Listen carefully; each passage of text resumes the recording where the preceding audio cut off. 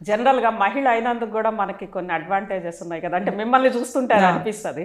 Covid సమయంలో మిమ్మల్ని చూసి ఒక తల్లి మనసు ఉంది కాబట్టి బిడ్డల కడుపు చూశారు, వెళ్ళి మీరు అన్ని ప్రాణాలకు పణంగా పెట్టి అయినా సరే వెళ్ళి ఇవ్వగలిగారు.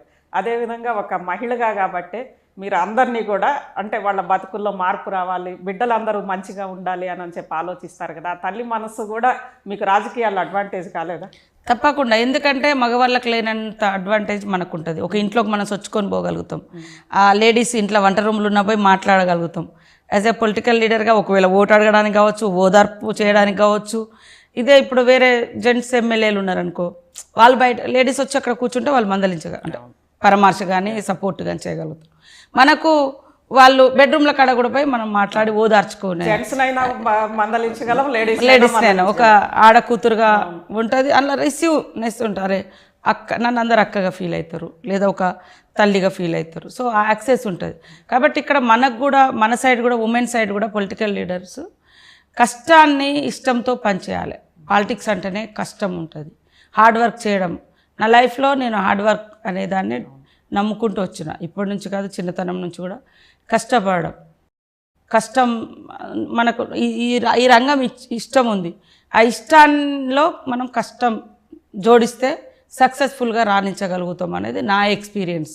నాకు ఏదో పొలిటికల్ బ్యాక్గ్రౌండ్ లేదు, ఎకనామికల్ బ్యాక్గ్రౌండ్ లేదు, ఫ్యామిలీ వారసత్వ రాజకీయాలు లేవు, క్యాస్ట్ హయ్యర్ కాదు.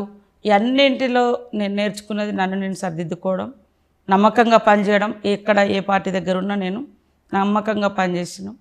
నాకు ఇచ్చిన పని నేను సిన్సియర్గా చేస్తా ఉన్నాను. అది నేను ఉద్యమాల నుంచి సిద్ధాంతంగా నేర్చుకున్న. మహిళల శ్రమను గౌరవించడం, మహిళల్ని గౌరవించడం, శ్రమను గౌరవించడం, పేదవాళ్ళను గౌరవించడం.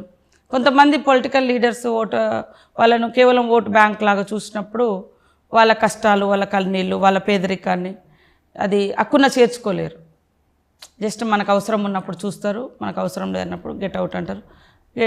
కొన్ని ఎన్నో సమస్యలు ఎదుర్కొంటాం.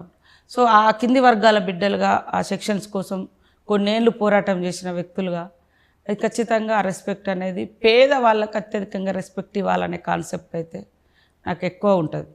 వాళ్ళు ఎంత కోటీశ్వర్లైనా కానీ ఎవరైనా కానీ ఫస్ట్ ప్రయారిటీ పేదవాళ్ళకి ఇవ్వాలి, వాళ్ళ జీవితంలో మార్పు తీసుకురావాలి. మనం ఇవాళ ఈక్వాలిటీ అంటే సమానత్వం రావాలి, సమాజం అని అనుకుంటాం.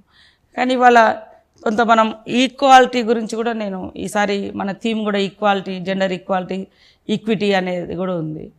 మహిళా అంతర్జాతీయ దినోత్సవంలో అందరికీ సమానంగా పంచుతున్నాం.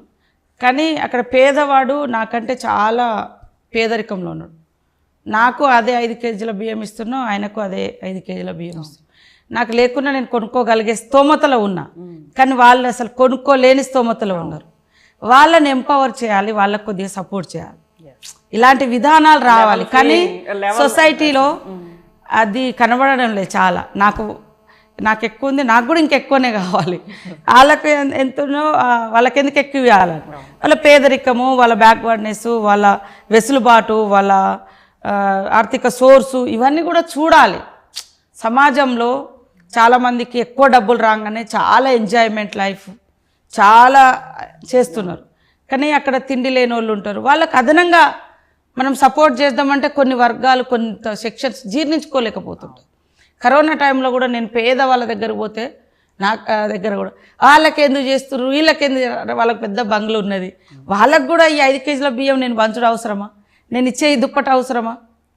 ఎవరైతే ఆ రోజు పూటకు లేదో వాళ్ళకి చేయాలి. ఇది మనం మానవత్వం చేసే పని.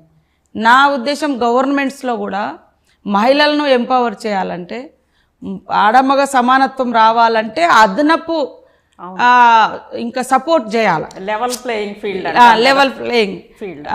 ఇప్పుడు మనం సమాన రేఖ నుంచి స్టార్ట్ చేయాలి. అయితే ఇక్కడ ఒకే సెక్షన్స్ వాళ్ళందరినీ ఈక్వల్ చేయాలి. ఒకే ఆర్థిక స్థితిగతులు, సోషల్ బ్యాక్గ్రౌండ్ ఉన్నా కదా, కొద్దిగా ఎక్కువ ఉన్నోళ్ళు కొద్దిగా తక్కువ ఉన్నోళ్ళని వీళ్ళకి 5,000 ఇచ్చేసరికి వీళ్ళు ఇంకా కొద్దిగా ముందుకు పోతారు. వీళ్ళు ఎప్పుడు అంతరం కనబడుతుంది. నా అబ్జర్వేషన్లో ఇది నేను ఈరోజు నేర్చుకున్నది, నాకు అనిపిస్తుంది అది.